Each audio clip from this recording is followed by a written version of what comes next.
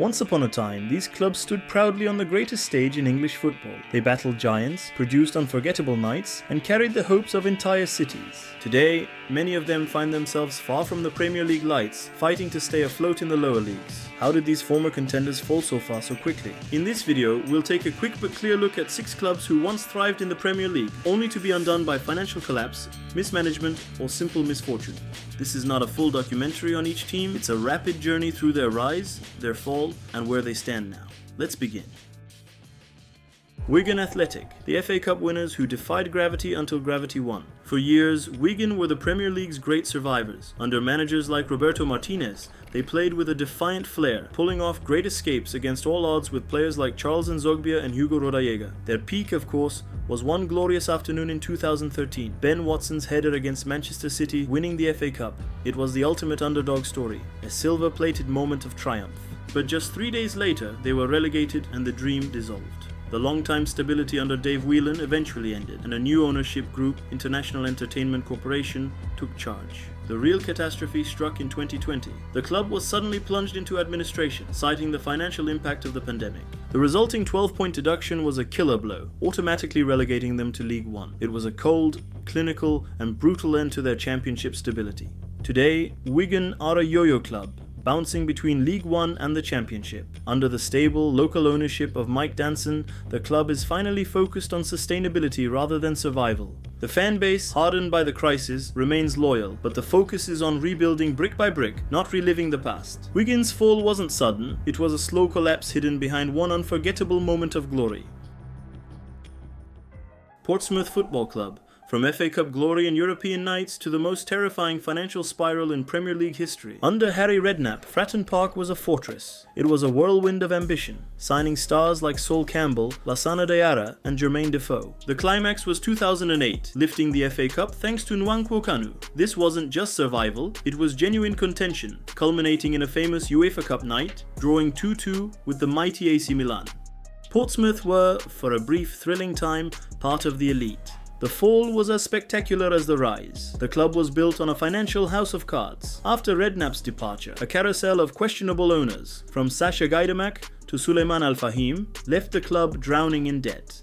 Players went unpaid, and the club entered administration not once, but twice. It was the poster child for overspending, a catastrophic implosion that saw them free fall from the Premier League all the way to League Two, the bottom rung of the professional ladder. Saved by their own supporters, the club is now owned by the Tornanti Company and operates with a stability unthinkable a decade ago. After a long, hard climb, they have established themselves back in the Championship. The Premier League still feels a lifetime away, but Fratton Park is full, and the club is, most importantly, alive.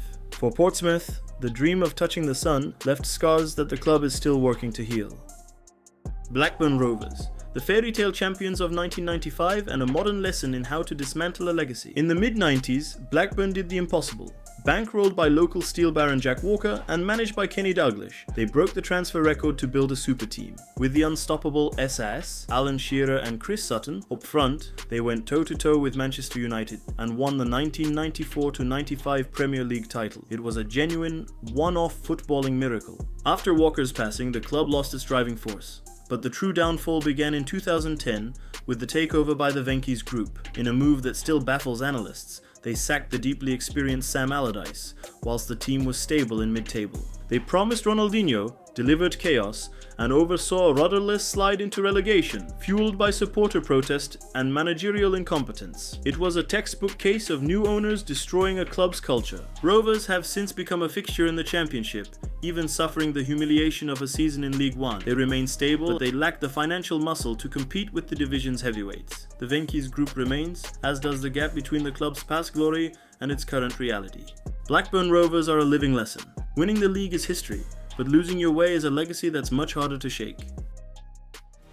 Bolton Wanderers, the team of global superstars who defied convention, only to be crushed by debt. Under Sam Allardyce, Bolton were revolutionary. They combined rugged English physicality with unbelievable technical flair, bringing in aging legends who still had magic in their boots. We saw JJ Okocha, so good they named him twice, Yuri Djorkaeff, and Fernando Hierro at the Reebok. They qualified for the UEFA Cup twice, even drawing with Bayern Munich at the Allianz Arena. For a time, Bolton was the place to be. The problem was sustaining it. After Allardyce left, The club kept spending to maintain that level, but the high wages and transfer fees, funded by owner Eddie Davies, created crippling debt. When the money ran out, the club nosedived. Relegation was followed by years of financial crisis, culminating in 2019 when the club was days from liquidation, facing winding up orders and unable to pay its staff. They were saved at the 11th hour. Having fallen to League Two for the first time in 3 decades, Bolton is now in the midst of a powerful resurgence. Under new, stable ownership, they have rebuilt the club from the ground up, reconnecting with the town and climbing back to League One,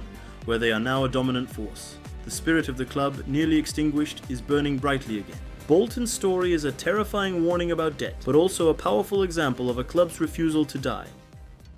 Derby County, a founding member of the Football League, undone by a reckless, all-or-nothing gamble for the Premier League prize. Whilst Derby had a strong Premier League presence in the late 90s with stars like Paulo Wanchope, their most relevant peak was their sustained assault on the Championship. For years, Pride Park hosted a team that was always on the verge, a perennial playoff contender. Under owners like Mel Morris and with managers like Frank Lampard, they were consistently one game away from a return to the promised land.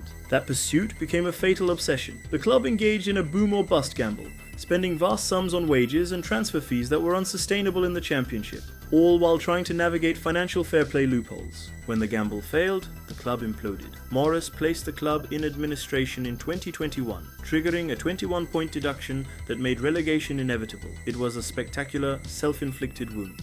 That deduction sent them plummeting to League One. Saved by local businessman and fan David Close, the club has been forced to reset. After a difficult rebuild, they have fought their way back into the Championship. The club is now stable, but the financial scars run deep, a constant reminder of how quickly ambition can turn to ruin. Derby learned the hard way that the only thing more expensive than reaching the Premier League is failing to reach it. Middlesbrough, the club that brought the world's best to Teesside and nearly conquered Europe. Driven by the passion and wallet of chairman Steve Gibson, Borough was a dream destination in the 2000s. The little fella, Juninho, became a local icon over 3 spells. He was joined by world-class names like Gaizka Mendieta, Mark Viduka, and Jimmy Floyd Hasselbank. Managed by Steve McLaren, they won the 2004 League Cup, their first major trophy, and in 2006 embarked on an impossible run to the UEFA Cup final, built on miraculous comebacks. Unlike others, Borough's fall wasn't a single dramatic explosion. Relegation in 2009 was the start of a slow fade. The high-cost structure of a Premier League club was hard to dismantle, and the parachute payments eventually ran out. They became a yo-yo club, too strong for the Championship at times, but not strong enough for the top flight, briefly returning in 2016 but failing to stick. It was a decline into stagnation. Middlesbrough remain a well-run, stable, and ambitious Championship club. Steve Gibson is still in charge, ensuring they never face the financial abyss that others have. They are consistently in the promotion conversation, but they lack the explosive, world-beating swagger of those mid-2000s glory days, searching for a way back to the stage they once electrified. For Middlesbrough, the challenge isn't survival, it's recapturing the magic that made a town in the northeast the centre of the footballing world. These clubs represent the fragile nature of footballing success. Some fell victim to reckless spending, others to poor leadership or sheer misfortune. Yet each one carries a legacy, a reminder of how quickly the Premier League dream can fade and how difficult it is to climb back once you've fallen. Which of these clubs would you like to see explored in a full, in-depth documentary? Let me know in the comments. And if you enjoyed this look back at English football's forgotten giants, don't forget to subscribe for more.